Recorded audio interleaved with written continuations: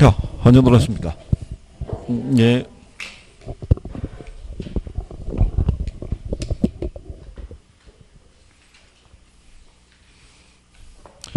오늘은 표정이 조금 밝으신 걸로 봐서 겨울방학에 있는 곳에 좋아하시는군요. 어쨌든 뭐 공부를 많이 하든 안 하든 일단 쉬는 건 좋은 거죠. 나중에 결과에 어떻게 되든 간에. 그래도 이제 조금 시간이 12월이 지나면요. 시간 빨리 갑니다. 지금 가는 거하고 속도가 조금 틀립니다. 그러면 12월부터 1월 달부터 10월 달까지 한 300일 정도의 시간이 주어지는 걸로 착각할 수 있는데 1월 달부터 10월까지 여러분하고 저하고 40번 보면 끝나는 거예요. 한 달에 4번씩. 그렇죠? 그 40번이니까 한 달 지나면 4번씩 그냥 4개씩 그냥 툭툭툭툭 줄어드는 거예요. 그러니까 시간 금방 간다고 인식하셔야 돼요. 그죠? 그러니까 조금은 계획을 잘 세우셔야 돼요. 그죠? 계획만 세우고 끝나면 의미가 없고 매번 계획은 뭐 기가 막히게 세우는 거죠. 뭐 계획은 많이 짜봤잖아요. 그죠? 그러니까 열심히 하는 게 중요하죠. 자, 우리는 이제 191페이지 가면 여기 이제 부동산 정책론이라고 있는데요.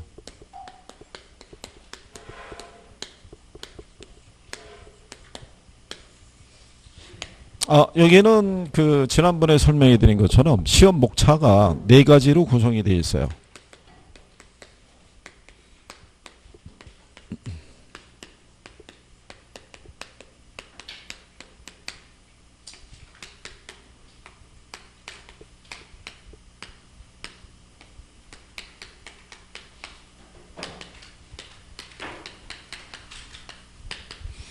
이렇게 해서 이제 4가지 파트다라고 보시면 돼요. 4가지. 그래서 우리 정책론의 단원 구성도 1절부터 4절까지 되어 있는데 다 이 제목을 따라서 들어가 있는 거예요. 거기 정책론에 보시면 제1절이 부동산 정책의 의미, 기능이라고 해놨죠. 네, 요거 제목 딴 거예요. 그대로. 토지정책, 주택, 조세정책까지. 그러니까 기본적으로 문제는 4문항을 기본적으로 해가지고요. 많이 나올 때는 최대 한 7문항까지도 나와요. 그러니까 올해 같은 경우가 문항수가 좀 늘어난 케이스예요. 이게. 근데 이제 기본적으로요. 4가지 정도가 기본인데 여기에다가 플러스 알파는 만약에 내년도에 새로운 이슈가 될 수 있는 부동산 정책 있죠. 이게 정부가 발표하면은 내년 시험에 반영될 가능성이 높다라고 생각하시면 돼요. 아니면 법이 개정이 되거나 그래서 이제 그런 것들을 기초로 정리할 수 있으면 되겠고요. 기본적인 축은요. 주택하고 토지정책이 있죠. 얘네는 매년 나온다고 생각하시면 돼요. 근데 예년에는 토지정책이 한 문항 정도 선에서 끝났는데 요즘은 2문항 또는 3문항까지도 늘어나요. 그거는 어디서 이제 따올 수 있냐면 여러분들이 공법 과목 배우시죠? 부동산 공법. 공법상의 어떤 이제 지역지구제 등에 관련된 용어들이 있죠. 그거를 기초로 해서도 출제를 해요. 거기도 정리는 좀 해두셔야 돼요. 그렇죠? 여기 있는 이제 정책의 의미, 기능에서 처음 배우시는 단어는 기능이라는 게 역할이에요. 역할. 자, 정책이라는 논리는 결국은 정부가 시장에 개입한다는 얘기예요. 그죠? 그럼 왜 개입하냐면 시장을 통해서는 해결할 수 없는 문제. 정부가 개입해야지만 문제가 또 풀어질 수 있는 것들이 있죠. 그런 역할을 하기 위해서 정부가 시장에 개입한다라고 이렇게 생각하시면 되는 거예요. 그래서 이제 거기 보시면 정책이라는 것이 결국은 정부가 어디에 개입해서 시장에 개입을 해서 거기 191페이지에 보시면요. 밑에서 3번째 줄에 토지 자원의 효율적인 배분과 토지로부터 발생하는 소득 및 부의 공평한 분배 등을 달성하기 위해서 정부가 시장에 개입하는 것을 의미를 해요. 그죠? 시장에 보면 가진 사람이 있고 가지지 못한 사람들이 있겠죠. 그러면 가진 사람들이 얻게 되는 이익이 있죠. 그게 소수에게만 독점이 된다는 것도 문제가 되잖아요. 계층 간의 갈등이 발생할 수 있으니까.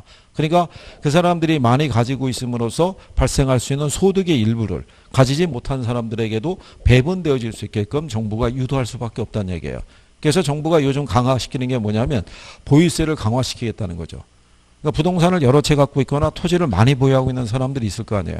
그걸 가지고 우리는 시장에서 시비 걸 수 없죠. 그러니까 결국 누가 개입하겠다는 거예요. 정부가 개입하겠다. 뭐 이런 얘기가 되는 거예요. 자, 그래서 이제 그런 내용이고요. 그래서 제일 처음에 나오는 요 단원상에서 정책의 개념이라는 것이 있고요. 그러면 이제 뒷페이지 넘어가시게 되면요. 부동산 문제라는 게 있어요.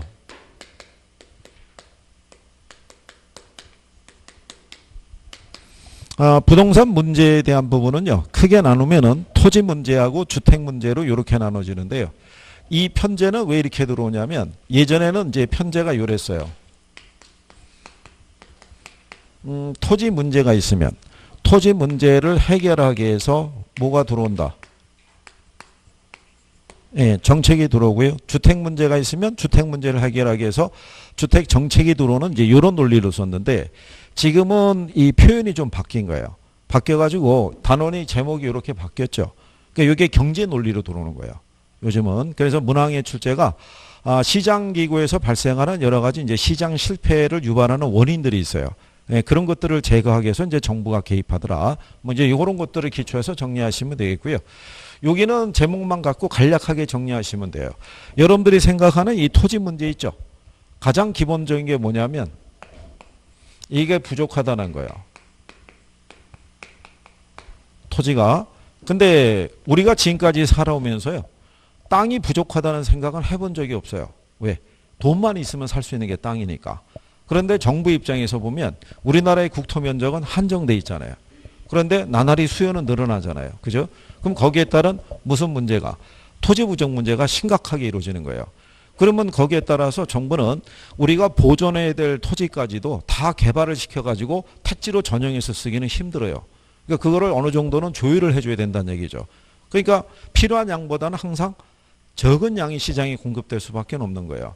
그러니까 이게 부족해지니까 뭐가 상승하겠어요? 이게 상승하는 거예요. 그러면 이게 상승하게 되면요. 얘를 불러일으키는 거예요. 그죠? 그럼 투기는 다시 뭐를? 땅값 상승을 불러일으킨다 이런 얘기죠. 근데 이제 여기서 보시게 되면 이 땅값 상승에 대한 문제가 단순히 이 부동산 시장에만 나타나는 건 아니란 얘기죠. 이 땅값이 상승하게 되면 여러 가지 부작용이라는 게 있을 수 있어요, 없어요? 부작용이 생기죠. 땅값이 상승하게 되면 택지 가격이 뛴다는 얘기잖아요. 그럼 분양가도 뛰죠. 그러면 근로자 입장에서는 현재 받는 급여 가지고는 집 사기 힘들어지는 거예요. 그러면 근로자들은 기업에다가 뭐를 요구하겠어요? 임금 인상을 요구하죠. 그럼 기업의 입장에서는 임금을 올려주면 생산 원가가 상승하잖아요. 그럼 물건을 판매하는 가격이 높아질 수밖에 없으면 그럼 시장에서의 경쟁력이 떨어지죠. 그럼 물건이 안 팔리면 결국은 기업은 구조조정을 단행할 수밖에 없죠. 그럼 실직자가 늘어날 거 아니에요. 그럼 거꾸로 국가경제 전반에 악영향을 미칠 수 있다는 거예요. 그래서 정부의 입장에서는 이 가격 상승에 대해서는 엄격하게 통제를 하려고 하죠. 근데 쉽게 잡혀요, 안 잡혀요? 네, 이게 안 잡힌다는 거죠. 그게 문제라는 거죠. 그게. 그래서 근데 그게 구조적인 문제가 될 수밖에 없는 게요. 우리나라의 부동산 가격 상승은 대부분 이렇게 가요. 이런 식으로.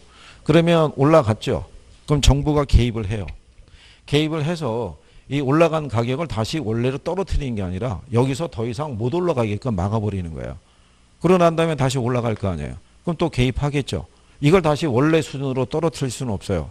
왜냐하면 올라간 가격 수준에서 우리는 경제활동이 이루어진 거예요. 그거 기초로 해가지고 대출도 받았고 세금도 냈고 거래도 했고 다 이루어진 거예요. 현재 그게 우리가 국민들의 재산 규모가 되는데 이걸 갑자기 원래 순으로 떨어뜨린다는 얘기는 문제가 많아지잖아요. 그러니까 계속 올라가지 못하게만 억누르고 있는 거예요, 이게. 그러다 보니까 수도권하고 지방하고 어떤 이런 가격 격차 커요. 그게 누적이 돼가지고 수십 년간 이제 그게 되풀이 되는 거죠. 그래서 쉽지는 않다는 얘기죠. 예, 그래서 이런 문제들이 주어지고 있다라고 이렇게 생각하시면 돼요. 그죠? 그러니까 이렇게 땅값 상승하면요 투기도 유발하고요. 그 다음에 193페이지에 보시면 밑에서 그 6번째 줄에 양가로 사본의 토지용의 비효율성이라고 있죠. 그럼 그 얘기는 뭐냐면 굳이 내가 가지고 있는 토지를 이용하거나 개발할 필요가 없어요. 가지고만 있어도 자산 가치가 계속 올라가니까. 그럼 시장에서 필요한 양만큼 공급이 돼야 안 돼요. 공급이 안 되는 거예요. 그런 문제들이 유발이 되고 있다. 그래서 제목대로 한번 이렇게 쭉 보시면은 크게 어려운 부분은 없는 거예요. 그리고 이제 뒷페이지 넘어가시면요. 거기 194페이지에 보면은 그 박스 들어가 있죠. 예, 거기 보면 소득 분배 측정이라고 돼 있는데 얘를 측정하는 거는요. 개인이 토지 소유를 얼마나 많이 갖고 있느냐를 측정하는 개념이 아니라 예를 들어서 그 모든 국가의 계층별로 소득 분배가 잘 이루어지고 있느냐 아니느냐 이걸 측정하는 개념이에요. 그러니까 빈부의 격차가 많으냐 적으냐 이걸 구별하는 논리라고 보시면 돼요. 여기 나온 적은 없어요. 나온 적은 없는데 기본적인 이제 모든 학계론 기본서에 요 내용은 이제 들어가 있는 거예요. 그러니까 간단하게 들어서 거기 가시면은 양가로 이번에 로렌스 곡선이라고 있죠. 예. 그게 이제 요런 개념으로 보시면 돼. 설명만 간단하게 들으시면 돼요. 여기가 이제 소득에 대한 누적 비율을 얘기를 하고요. 여기가 인구예요. 예, 그랬을 때 요렇게 대각선으로 그려지는 선이 있죠. 예, 이게 완전 평등선이라는 거예요. 예, 완전 평등선의 의미는 뭐냐면 전체 소득의 50% 있죠. 이게 전체 인구의 50%에게 배분이 되고 있는 거예요. 그죠? 그리고 전체 소득의 몇 프로가 25%가 전체 인구의 몇 프로에게 25%에게 그리고 전체 소득의 75%가 전체 인구의 75%에게 전체 소득의 100%가 전체 인구의 몇 프로? 100%에게. 그럼 만약에 이 국가의 전체적인 이제 국가 전체의 소득이 100만 원일 때 만약에 인구가 100명이라고 가정하게 되면 1인당 10,000원씩 균등하게 배분이 된다는 얘기예요. 누가 더 많이 가져가는 건 없다는 얘기예요. 근데 만약에 이게 이런 식으로 확산이 돼요. 전체 소득의 25%가 전체 인구의 50%에게 배분이 되어지고 그죠? 전체 소득의 50%가 전체 인구의 몇 프로? 75%에게 배분이 된다는 얘기는 이제 소득 분배가 불공평해지고 있다는 걸 알 수가 있죠. 그러면 이 선을 그리면은 이런 타원형, 반원형의 그림이 나오죠. 이걸 우리가 로렌스 곡선이라는 거예요. 이게. 근데 만약에 이게 좀 더 늘어나죠. 이렇게 가게 되면 전체 소득의 25%가 전체 인구의 몇 프로에게? 75%에게. 그러면 나머지 몇 프로의 소득이? 75%의 소득이 나머지 25%에게만 집중이 된다는 얘기예요. 그럼 빈부의 격차가 더 심해질 수 있어요, 없어요? 그러면은 로렌스 커브가 이렇게 틀려지겠죠. 이렇게. 그죠? 그래서 나라마다 로렌스 커브가 나타나는 건 다 틀리게 나타나요. 이게. 그래서 이 부분에 전체 삼각형을 기준으로 해서 이 커브가 어느 정도의 크기로 나타나는지를 수치로 확인한 게 그 밑에 가면은 양가로 3번의 지니계수라고 있죠. 예, 이게 이탈리아의 통계학자인 진이라고 하는 학자가 만들어낸 거예요. 그래서 이걸 수치화시킨 거라고 생각하시면 돼요. 아직은 여러분 시험에 이 파트가 나온 적은 없어요. 그냥 일단 개념 정도만 알아두시면 돼요. 로렌스 곡선이라는 게 어떤 의미다라는 정도. 괜히 또 배웠다고 또 집에 가서 옆집 여자 불러다 놓고 이거 그리면서 너 로렌스 곡선이 뭔지 알아? 이런 건 할 필요 없는 거예요. 그죠? 예. 그 다음에 그 밑에 가면 주택 문제라고 있어요. 그죠? 여기에 이제 토지 문제가 있고요. 주택 문제가 있는데, 주택 문제는요, 제일 먼저 나타나는 게 양적인 문제예요. 모든 신흥 국가라든가요, 국가가 새롭게 성립이 되면은 기본적으로 경제 규모가 작은 편이에요. 그러면은 국민들의 어떤 이제 가구 수에 대비해서 주택의 절대량이 부족해요. 그러면 초기의 국가들은 대부분 뭐를 늘리는 데 주력하냐면 양적으로 주택 공급을 늘리는 데 주력을 해요. 그래서 1가구 1주택의 문제를 해소시키기 위해서 애를 쓰는 거예요. 그러면 우리나라는 이 양적인 문제가 해소가 됐겠어요, 안 됐겠어요? 일단 공급된 물량만 보면요, 가구당 한 채씩은 다 돌아갈 수 있는 거예요. 근데 문제는 자가 소유 비율이 거기에 못 미치는 거예요. 수도권을 기준하게 되면요, 자가 소유 비율이 50% 수준밖에 안 돼요. 그러니까 두 집당 한 집꼴은 다 세를 살고 있다고 보시면 돼요. 그러니까 주택도 소수에 의해서 편중된 게 많이 있다는 얘기예요. 그죠? 그래서 어쨌든 간에 요 양적인 문제를 해결하는 데 주력을 하게 되면요, 그 다음에 나타나는 게 무슨 문제가 된다? 질적인 문제예요. 그럼 질적인 문제라는 건 어떤 의미냐면요, 소득은 예전에 비해서 높아졌어요. 근데 거기 상하는 만큼에 대한 내가 이 주택 서비스를 소비할 수 있냐면 그렇지 못하다는 얘기예요. 예를 들어서 80년대 같은 경우에 대졸 신입사원들의 대기업의 연봉이 한 600~700만 원 수준이었다 그러면, 그죠? 그때는 그 돈 가지고 몇 년 열심히 저축을 하고 대출 끼면은 뭐 살 수 있었어요. 집을 살 수 있었는데, 지금은 이 대기업의 신입사원의 초임이 연봉이 한 3천만 원 수준이라고 그랬을 때, 그거 가지고 인서울에서 서울에서 집 살 수 있냐면 불가능하다는 얘기죠. 예전에 비해서 뭐는 늘어났어요. 소득 규모는 분명히 증가했는데 그거 가지고 내가 원하는 규모의 주택 서비스를 얻기는 어려워지는 거예요. 그래서 나타나는 게 무슨 문제다. 그래서 이제 속칭 이제 어떤 논리가 나오냐면요. 만약에 뭐를 해요? 결혼을 해요. 결혼을 하면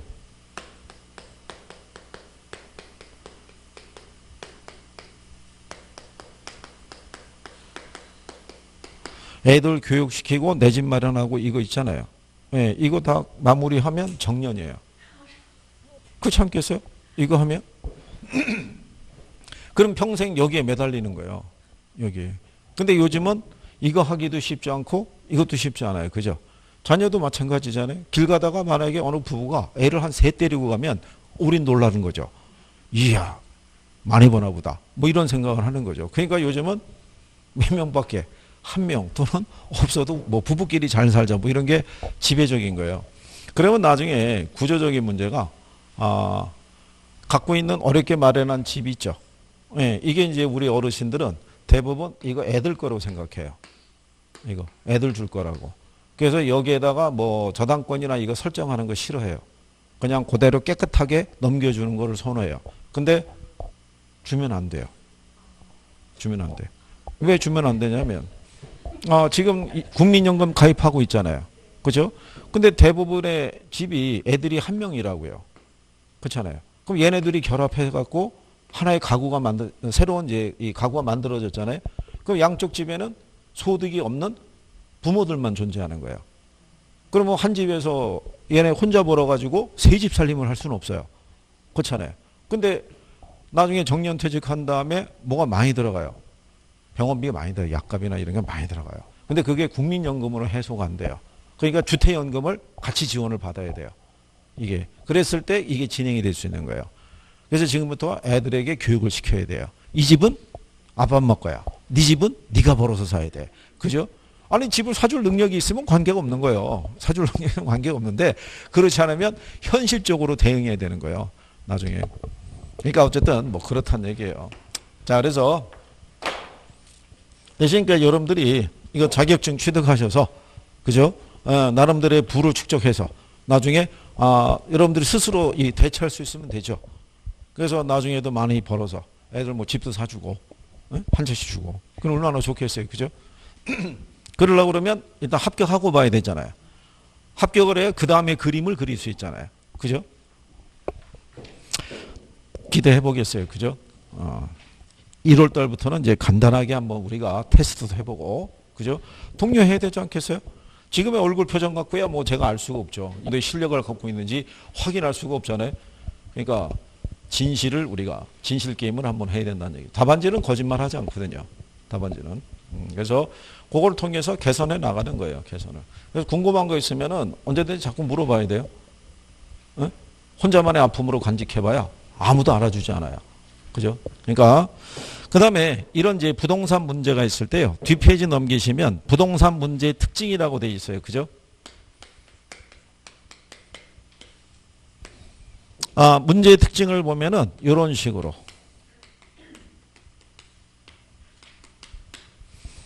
자, 맨 먼저 보면은 악화 성향이라고 돼 있죠. 자, 지금 하는 페이지가 196페이지인 거예요. 그죠? 예. 악화 성향이라는 건요. 부동산 문제가 한번 발생하잖아요. 이게 시간이 경과하고요. 우리의 소득이 증가하고 경제 규모가 커졌다고 그래가지고 이 문제가 자연스럽게 해소되거나 그러진 않아요. 오히려 시간이 가면서 이 부동산 문제는 점점 더 악화되기 쉽다는 얘기예요. 그러니까 가령 예를 들어서 주택 가격이 오르기 시작하잖아요. 이거 그대로 내비두면 계속 어떻게 돼요? 계속 올라가는 거예요. 계속. 그죠? 우리가 소득이 늘었다고 그래가지고 부동산 가격 상승의 문제가 자연스럽게 해소되는 경우는 없어요. 그죠? 지금으로부터 한 10년 전에도요. 그때 부동산 쪽의 이슈는 뭐냐면 부동산 가격 상승이 문제였던 거예요. 근데 지금도 가격 상승이 역시 문제가 돼요. 그럼 10년 후의 기사는 어떻게 되겠어요? 여전히 똑같은 거예요. 그렇잖아요? 그래서 이런 것들이 계속 지속이 돼요. 악화가 되고. 그러면 여기 보면은 비가역성이라고 있어요. 얘는 용어 정도로 알아두시면 돼요. 자, 비가역성이라는 표현은 우리나라 속담에 보면 엎질러진 물은 다시 주워 담을 수 없다는 것 있죠. 예, 그게 비가역성이에요. 그러면 이렇게 주택 가격이 상승하잖아요. 아까도 말씀드렸지만 올라간 가격을 다시 원래 상태로 되돌릴 수는 없어요. 그죠? 그래서 얘가 오르기 전에 사전에 차단하는 게 중요해요. 예방을 하는 게. 그죠? 예, 그래서 이게 부동산 문제의 특징 중에 하나가 비가역성이라고 얘기를 해요. 그래서 여러분 시험에 어떻게 나오냐면 토지 이용의 비가역성 이렇게 나오면 이게 무슨 말이겠어요? 자, 우리가 농지를 택지로 전용해서 쓸 수는 있어요. 그죠? 여기도 개발할 때 여기 다 원래 뭐 있겠어요? 여기 다 농지였다고요. 그렇잖아요? 여기가 그 원래 충남 연기군 있죠. 하고 조천 일대가 이걸로 바뀐 거잖아요. 그걸 전부 다 택지로 전용했잖아요. 행정도시가 건설이 됐죠. 근데 판단을 해보니까 여기가 아니었던 거예요.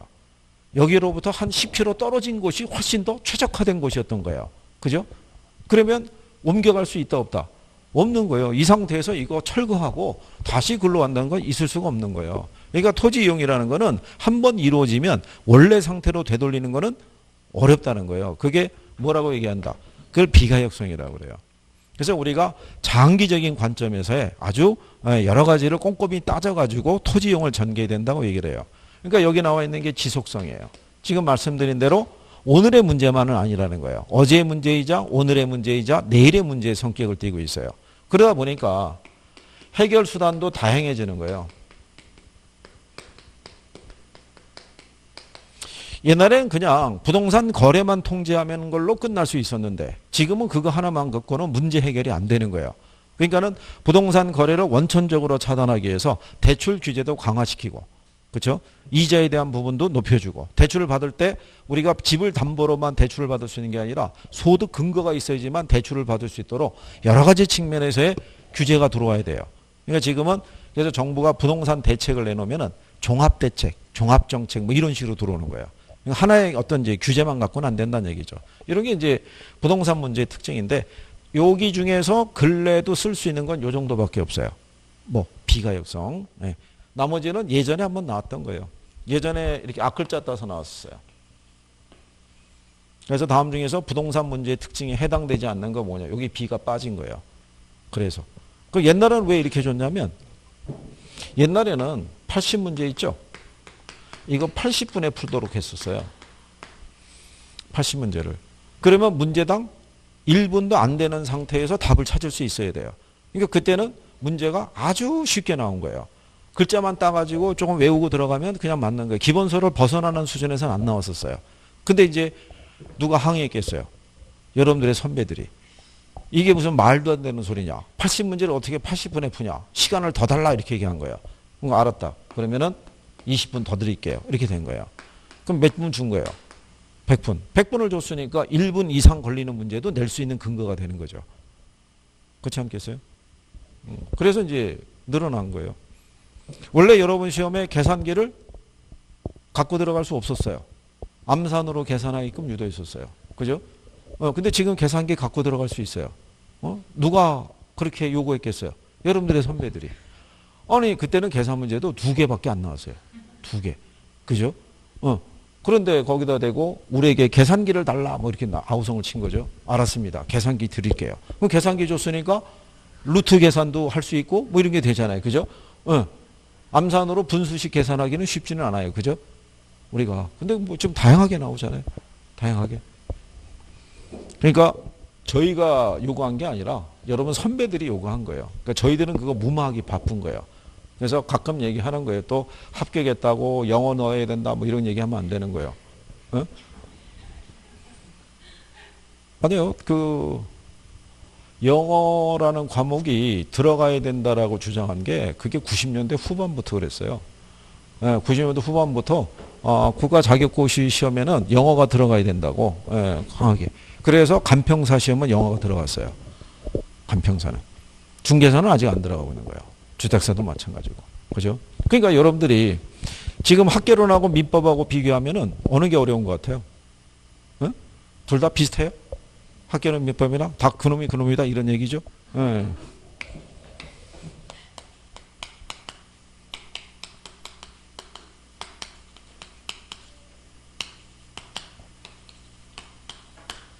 자, 3개 과목이 들어가면서 여기서 2개를 선택해서 볼 수 있대요. 2개를. 그럼 뭐를 버릴 거예요? 그쵸? 얘들이 얼마나 괜찮은 애들이에요. 그죠? 얘가 있으니까는 딱 도드라지죠? 그렇지 않겠어요? 있을 때 잘해야 되는 거예요. 얘 들어오기 전에. 빨리 해가지고 이 바닥을 떠야 되는 거예요. 그죠? 옛날에는요, 여기에 이것도 있었어요. 공법도 1차 과목이었어요. 그러면 학생들이 1차를 통과하기 힘들잖아요. 그래서 얘가 2차로 빠져준 거예요. 2차로. 그러니까 얘가 1로 가니까는 1차가 그래도 조금 괜찮아 보이잖아요. 그죠? 괜찮은 애들인 거예요. 그죠? 알고 보면. 그러니까 잘 해줘야 되는 거예요. 자, 그게 생각하기 나름인 거예요. 그죠? 자, 그 다음에 이제 197페이지에 가시면 거기 중간 바로 밑에 가면 정책의 기능이라고 돼 있죠. 이게 이제 역할이라는 거예요. 그죠? 자, 이제 거기 보시게 되면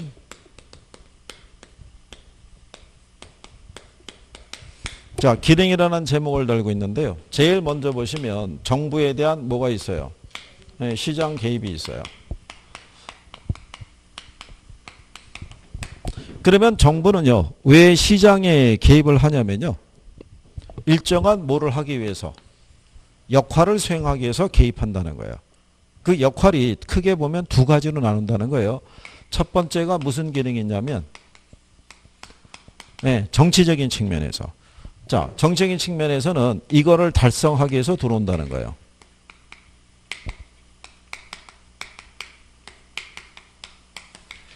사회적 목표의 달성.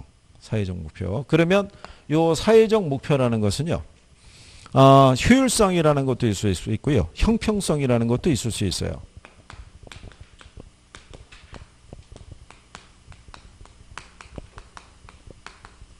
또 뭐도 있을 수 있냐면요, 선거 공약 같은 것도 있을 수 있는 거예요.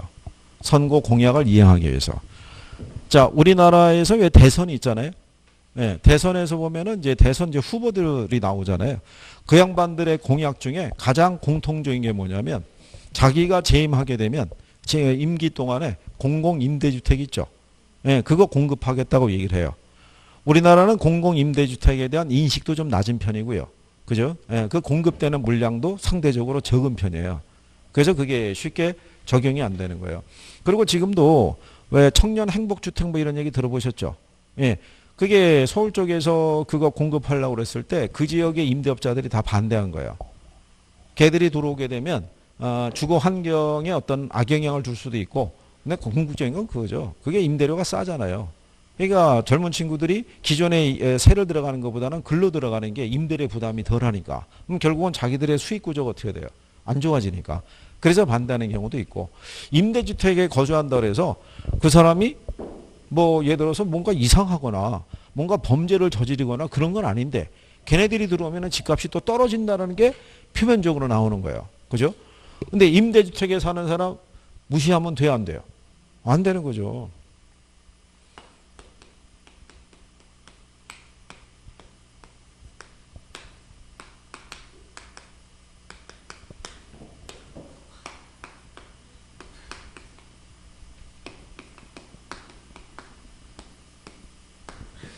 자, 자가주택 3억에 사는 사람이 있고요. 보증금 20억에 월세 3천만 원씩 주고 사는 애도 있어요, 없어요? 있는 거예요. 그래도 얘는 무주택 서민인 거예요. 혜택 받아야 안 받아요? 혜택 받는 거죠. 여기는 뭐예요? 자가 소유잖아요. 그렇잖아요? 재산세 내고 다 내야 되는 거예요. 그죠? 무시하면 큰일 나는 거예요. 그죠? 이 집의 전체 면적이 이 집 거실 면적하고 비슷할 수도 있어요. 가보진 않았지만 뭐 그럴 수 있다는 얘기예요. 그러니까 어쨌든 그렇다는 얘기예요. 그래서 여기 사회적 목표 이 기능 안에서는 정부는 시장에 들어와서요, 저소득층에 대한 주거 수준을 뭐 해주기 위해서, 개선해주기 위해서. 그래서 뭐를 공급하겠어요? 임대주택 있죠? 네, 그런 거 공급해 주는 거예요.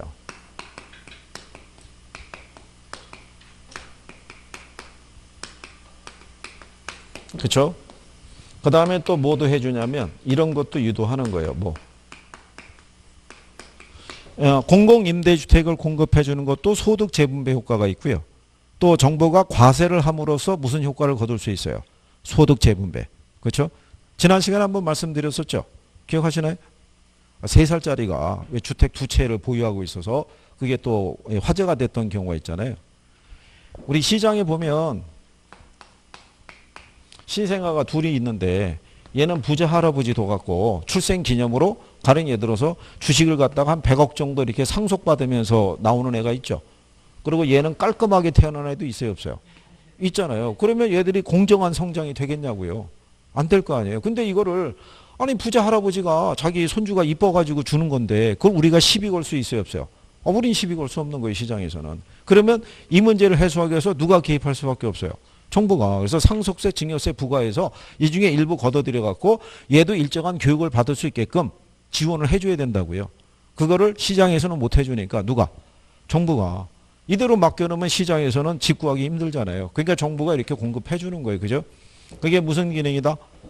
이게 정치적 기능이에요. 그 다음에 경제적 기능이라고 있어요.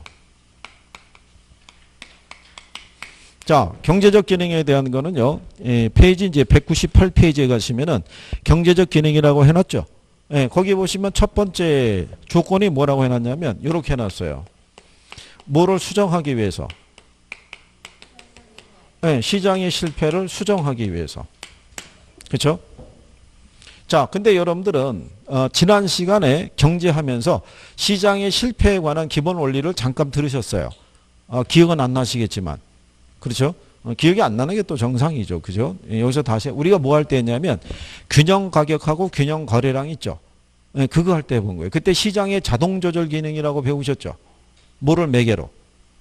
가격을 매개로.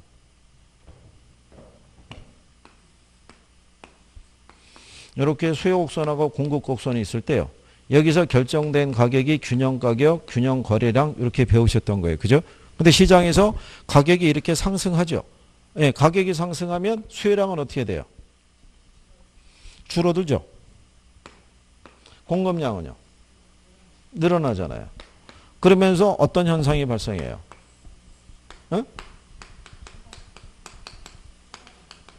초과 공급이. 그러면 공급자 간의 경쟁이 치열해지면서 올라갔던 가격이 어떻게 돼요? 떨어지죠. 그래서 원래 무슨 상태? 균형 상태. 가격이 하락하면 어떻게 돼요? 자, 여기서 보면 공급량은 줄고 수요량은 늘어나죠. 그럼 무슨 상태가 발생해요? 초과 수요. 그러면 수요자 경쟁에 의해서 다시 가격이 어떻게 돼요? 올라가는 거예요. 그죠? 이게 시장의 자동 조절 기능이라고 그래요. 그러니까 시장에서는 수요가 늘어나면요. 뭐가 역시 뒤따르게 돼 있어요. 공급이라는 게 뒤따르게 돼 있어요. 여러분들 가만히 보시면 가끔 주변에서 식사하실 때도 있죠. 강의 끝나고 출출해요. 밥 먹고 싶어요. 그럼 주변에 뭐가 있어요? 식당이 있는 거예요. 그죠? 근데 먹겠다는 사람 많은데 식당이 딱 분식집 하나밖에 없어요. 그럼 거기 바글바글 할 거 아니겠어요? 그러면 조금 있다가 보면 주변에 뭐가 생기기 시작해요. 식당이 생기기 시작하는 거예요. 그러면서 수요에 대응해서 뭐가 늘어나는 거예요. 공급이 늘어나는 거예요. 근데 너무 많아지게 되면은 과당 경쟁이 발생하겠죠. 그럼 어느 순간에 문 닫는 그 가게가 또 있어요, 없어요? 이러면서 시장에서는 자동적으로 조절이 된다는 거예요. 근데 부동산 시장은 이게 안 된다는 거예요. 시장을 통해서 가격이 지금 계속 치솟는다 그래서 우리가 강남권에다가 주택 공급을 계속 늘려갈 수는 없는 거예요. 무슨 말인지 아시겠죠? 그러니까는 무슨 상태가 그냥 지속이 돼요. 초과 수요 상태가. 그죠? 또 이게 남아서 미분양 재고가 쌓였다고 그래갖고 우리가 마음대로 자 이번에 이 동네에서 미분양이 한 100채 나왔으니까 30채는 저쪽에 마폭으로 보내주고 나머지 30채는 안성으로 보내주고 이렇게 움직이기가 조정할 수가 없는 거예요. 무슨 말인지 아시겠죠? 그러니까 시장을 통해서는 문제 해결이 안 된다는 얘기잖아요. 그러니까 결국 누가 들어올 수밖에 없어요. 정부가 이 문제를 조정하기 위해서 들어오는 거예요. 그죠? 개념을 이해하시겠나요? 예, 그러면 그 밑에 가면 정부의 시장 개입 방법이라고 있죠. 예, 거기 별표 하나 하시는 거예요.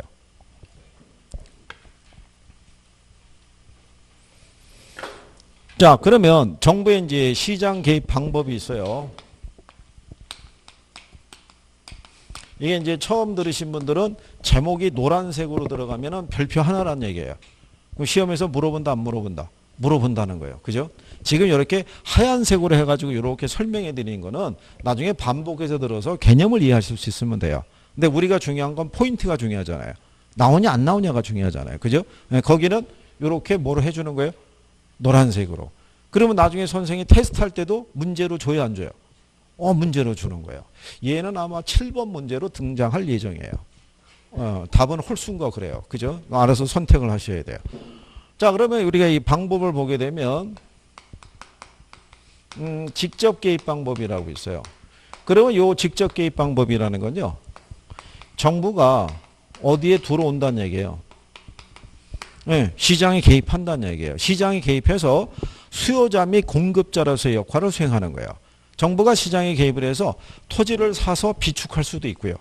그죠? 비축된 토지를 대지조성공사를 거쳐서 시장에 공급할 수도 있다 없다. 공급할 수도 있다는 얘기예요. 그래서 수요자 및 공급자로서의 역할을 수행하는 거예요. 정부가.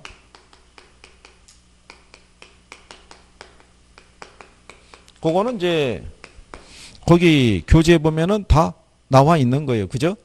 거기 보면 직접 개입의 동그라미 1번에 보시면 정부나 공공기관이 토지시장의 수요자 및 공급자로 직접 개입하는 형태다 이렇게 해놨잖아요. 그죠? 네. 자, 그랬을 때 얘네가 개입하는 방법이 뭐가 있냐면요.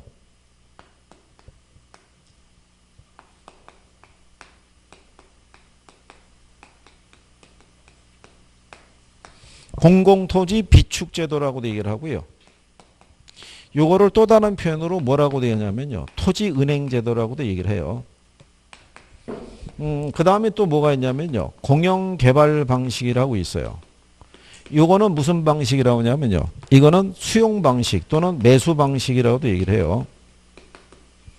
그 다음에 공공투자사업이라는 것도 있고요. 그 다음에 공공임대주택 있죠. 예, 얘를 건설 또는 공급해 주는 거.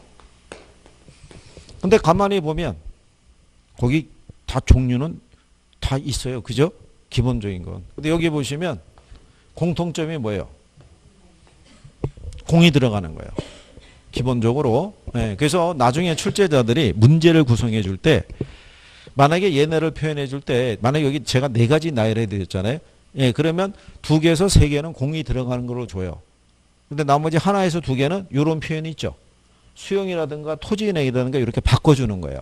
이렇게. 그러니까 나중에 얘들 이제 뒤에서 배우시는 거예요.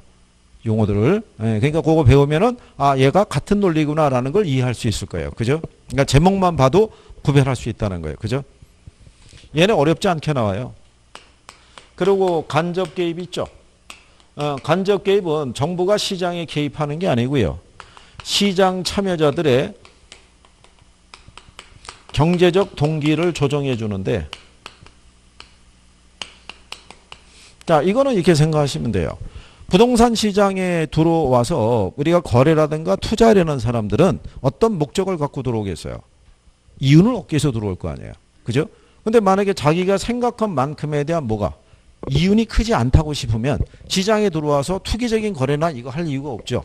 예, 그거를 조정해 주는 거예요. 그러면 간접 개입은요, 주로 돈과 관련돼 있어요. 돈과. 그래서 여기 보시면은 들어가 있는 게 각종 부담금 제도라는 게 있어요. 여기에 들어갈 때 대표적인 게 개발 부담금제라는 게 있어요. 개발자들이 개발을 통해서 얻는 이익이 있죠. 이익의 일부를 개발 부담금 형식으로 이제 우리가 환수해 가는 방식인데, 여러분들이 그 재건축 초과이익 환수제라고 들어보셨나요? 예. 이게 서울의 반포 쪽에서 그거를 시행해 가지고 만약에 이제 조합에서 재건축 사업을 추진했을 때 가구당 얻는 소득이 3천만 원을 초과하게 되면 초과분의 50%를 환수해 가는 제도예요. 그게. 예, 그래가지고 정부가 반포 몇 주인지는 모르겠는데 거기에다가 조합원들에게 가구당 1억 3천 얼마를 부과했어요. 그리고 일단 걔네가 스톱한 거예요.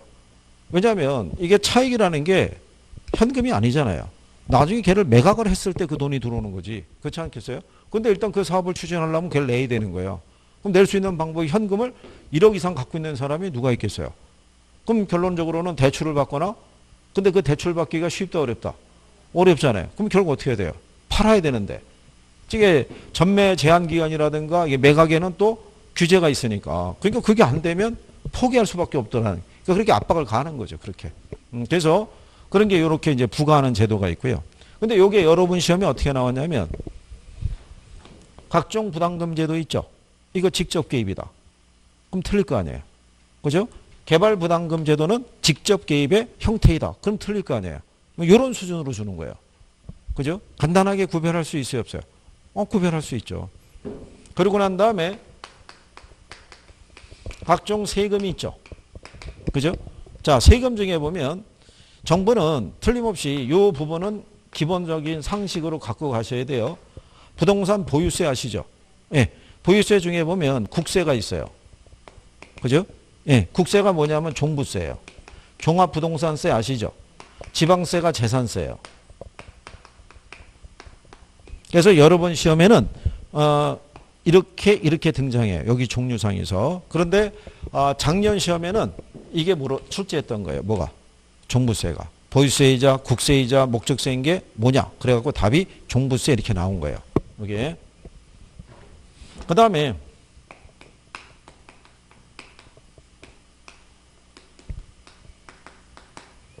각종 대출 관련 제도 있죠. 예, 거기 보시면은 여러분들이 LTV라고 들어보셨죠? 예. 이게 대부 비율 또는 담보 인정 비율이라고도 얘기를 하는데요. 그죠? 예. 이거를 조정하는 거예요. 대부 비율을. 대부 비율을 높여주면 대출을 더 많이 받을 수 있어요. 근데 대부 비율을 낮추게 되면 대출이 그만큼 줄어들잖아요. 그러면 모자란 부분은 누가? 내 돈으로 마련을 해야 되는데 그게 쉽지가 않잖아요. 그죠? 그래서 정부는 대부 비율을 이게 조정을 해주거나 아니면 나중에 좀 뒤에서 배우세요. 그래서 DTI라고 배우시죠? 알고 계시죠? 이게 총부채 상환 비율이라고 그래요. 그죠? 얘들을 높이게 되면 얘들을 낮추게 되면은 규제가 강화되는 거예요. 융자를 상대적으로 적게 받는 거예요. 그죠? 지금 얼굴 표정을 보니까 신선한 표정으로 있는 거예요. 이거 앞에서 우리가 경제할 때 해봤다고요. 용어의 기본 설명을. 에? 수요가 증가하는 요인, 수요가 감소하는 요인 이런 것도 있죠. 근데 대체제, 보완제 뭐 이런 거 해봤었잖아요. 그럴 때 이런 것들도 인용이 된다고 그래갖고 간략하게 설명을 한번 해드렸던 거죠. 에? 근데 표정이 뭐냐면 그 뭔데? 빨리 얘기해봐. 이런 거예요. 그죠? 제가 물어봤는데 여러분들의 표정은 그냥 뭐 담담한 거예요. 그죠? 올해 또 새로운 패턴이군요. 30일의 수강생분들은 담담해요. 그죠? 작년 수강생만 하더라도 선생님 뭐 물어보면은 약간 민망하고도 그러니까 뭐 물어보면은 이 시선이 사라졌어요. 근데 올해는 안 그래요. 서로 빤히 쳐다보는 거예요. 그죠? 아무런 꺼리낌 없이 빤히 쳐다보면서 표현이 뭐냐면 네가 대답해라 뭐 이런 거예요. 늦기 전에. 아니 우리가 이거 대부비를 했었잖아요. 그죠? 여기 LTV라고 했을 때요. 이게 론 투 밸류라고요.